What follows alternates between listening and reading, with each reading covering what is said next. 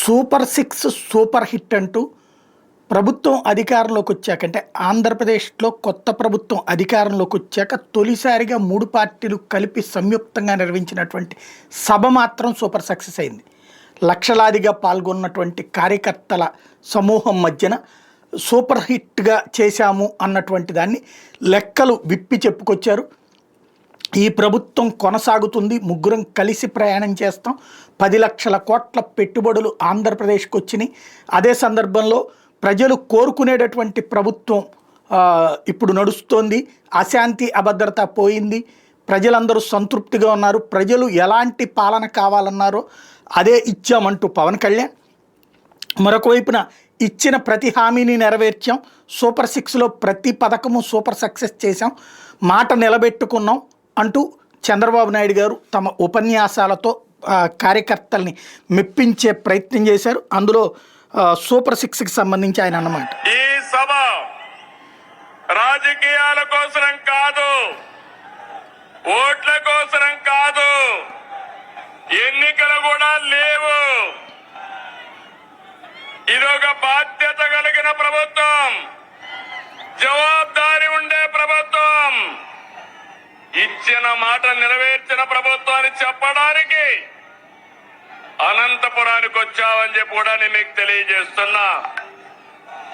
Super six హామీని super hit చేశామని చెప్పేందుకు వచ్చాం. మీ ఆశీర్వాదం, మీ భాగస్వామ్యం కోసం ఇక్కడికి వచ్చామని నేను మీకు తెలియజేస్తున్నా. అదే సందర్భంలో 15 నెలల పాలన మీదన కూటమి నిర్వహిస్తున్న మొదటి సభ. ఎన్నికల ముందు ఎంత కసిగా ఉన్నారో ఇప్పటికే అట్లాగే ఉన్నారు. తెలుగు తమ్ముళ్ళు స్పీడు, జన సైనికులు జోరు, కమల దళాల ఉత్సాహం ఇంకా ఏమీ తగ్గలేదు అంటూ గుర్తు చేశారు. కూటమి నిర్వహిస్తున్న తొలి సభ అదరగొట్టింది, అవునా కాదా అని అడుగుతున్నా. మంచి ఎండ, మా ఆడబిడ్డలు చూస్తున్నా, మీ ఉత్సాహం చూస్తే మేమందరం మీకు రుణపడి ఉన్నామని మరొక.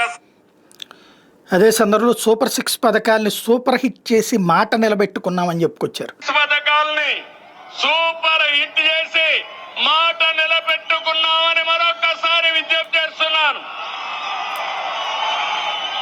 తమిళలో గుర్తుందా? సూపర్ సిక్స్ పైన నాడు వాళ్ళు ఏమన్నారో గుర్తుందా అని అడుగుతున్నా.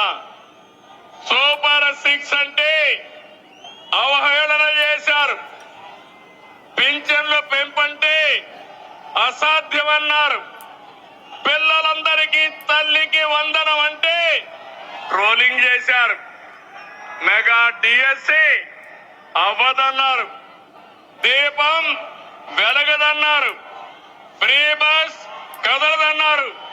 అవునా కాదా తమ్ముళ్ళు అని మిమ్మల్ని అడుగుతున్నా. ఇప్పుడు మీరు చెప్పండి, ఇవన్నీ నిజం చేశామా లేదా అని అడుగుతున్నా. కోట్ల మంది లబ్ధి పొందారా లేదా అని మిమ్మల్ని అడుగుతున్నా. మీరందరూ కూడా లబ్ధి పొందారంటే చేలు పైకెత్తండి. లబ్ధి పొందిన అందరూ కూడా చేతుల పైకెత్తాలి. గట్టిగా చప్పట్లు కొట్టి హర్షాన్ని, ఆమోదాన్ని, సంతృప్తిని తెలియజేయాలి. అదే సందర్భంలో పరిమితులు లేకుండా తల్లికి వందనం అమలు చేసాం, ఎంతమంది పిల్లలు ఉంటే అంతమందికి 15,000 ఇచ్చామన్నారు, 13,000 ఇచ్చారు. అదే సందర్భంలో ఇది 10,000 కోట్ల పథకం కాదు, మీ పిల్లల బంగారు భవిష్యత్తు. స్థితిగతులు మార్చేది చదువు. ఒక కుటుంబంలో ఎంతమంది పిల్లలున్నా పరిమితులు లేకుండా అందరికీ 15,000 రూపాయలు ఇచ్చాం. 67 లక్షల మందికి ఒకేసారి 10,000 రూపాయలు ఇచ్చిన ఘనత కూటమి ప్రభుత్వాలదని మరొకసారి విజ్ఞప్తి చేస్తున్నా.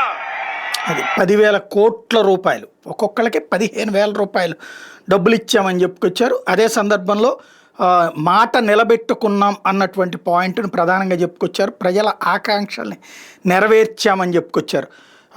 ఒకవైపున ఏదైతే సామాజిక ఆర్థిక అభివృద్ధి దగ్గర నుంచి అన్నిట్లలో కూడా అద్భుతాలు సాధిస్తున్నాం, రాష్ట్రం సర్వతోముఖాభివృద్ధిలో పరుగులు పెడుతోంది అన్నటువంటి పాయింట్ చెప్పుకొచ్చారు.